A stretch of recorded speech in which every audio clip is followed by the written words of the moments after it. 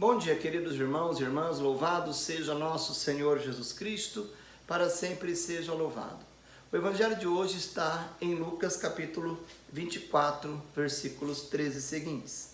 Naquele mesmo dia, o primeiro da semana, 2 dos discípulos de Jesus iam para um povoado chamado Emaús, distante 11 quilômetros de Jerusalém.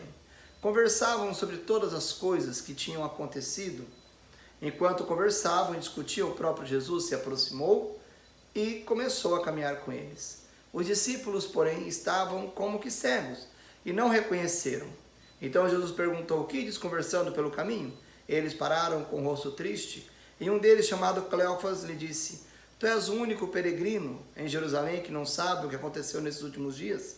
Ele perguntou: "O que foi?"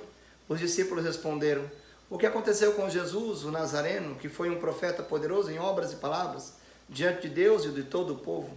Nossos sumos sacerdotes e nossos chefes o entregaram para ser condenado à morte e o crucificaram. Nós esperávamos que ele fosse libertar Israel, mas apesar de tudo isso, já faz 3 dias que essas coisas aconteceram.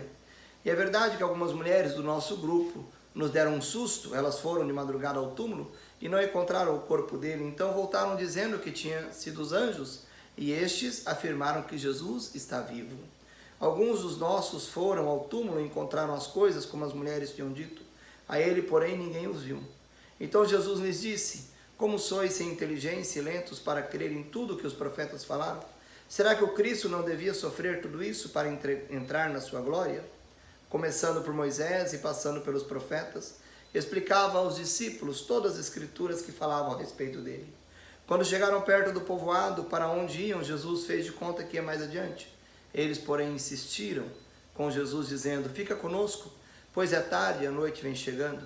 Jesus entrou para ficar com eles. Quando se sentou à mesa com eles, tomou o pão, abençoou e partiu e lhe distribuía. Nisso os olhos dos discípulos se abriram e eles reconheceram Jesus. Jesus, porém, desapareceu da frente deles. Então um disse ao outro: "Não estava ardendo o nosso coração quando ele nos falava pelo caminho e nos explicava as Escrituras?" Naquela mesma hora eles se levantaram e voltaram para Jerusalém, onde o encontraram junto com os 11, reunidos com os outros.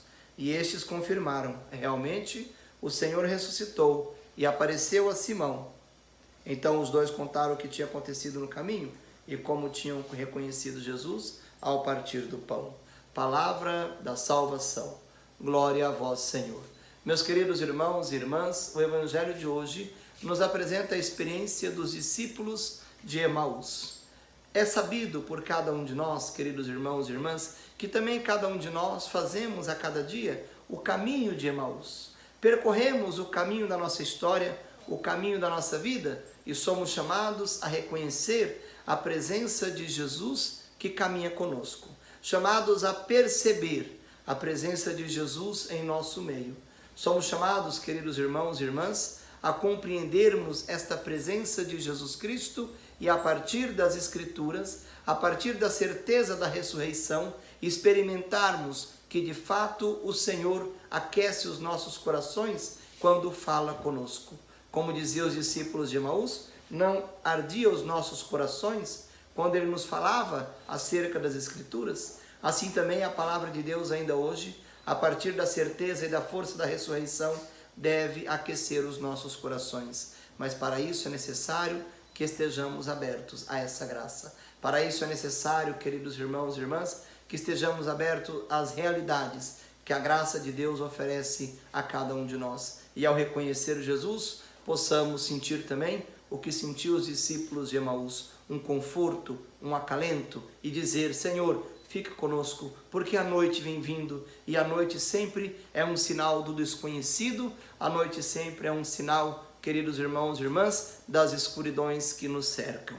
Possamos permitir que a graça e a luz de Deus brilhe em nossa vida e habite em nossos corações, para que sempre, guiados por esse Cristo que caminha conosco, como caminhou no caminho de Emaús, caminha no caminho da nossa vida e quer apresentar a cada um de nós a vida nova da ressurreição.